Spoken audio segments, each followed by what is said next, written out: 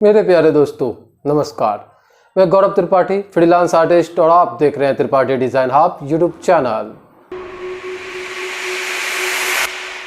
दोस्तों मैं आज आप लोगों को step by step water colour किस तरह से यूज़ करते हैं ये बताने वाला हूं।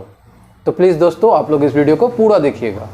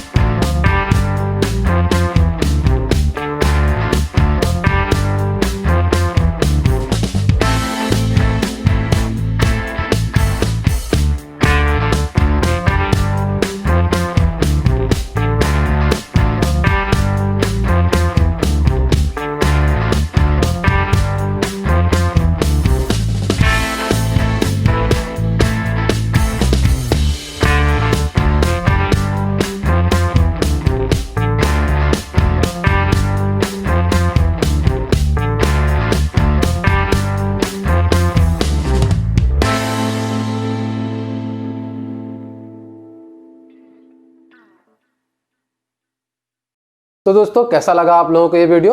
उम्मीद करता हूँ कि आज आप लोगों ने वाटर कलर करना सीखा होगा। तो दोस्तों अगर वीडियो पसंद आया तो प्लीज़ इसे लाइक करिए, कमेंट करिए और अपने दोस्तों को भी शेयर करिए। दोस्तों अगर आप लोगों ने मेरे चैनल को अभी तक सब्सक्राइब नहीं किया तो प्लीज़ मेरे चैनल को सब्सक्राइब करिए और बेल आइकन को भी दबा दीजिए। धन्यवाद दोस्तों, जय हिंद।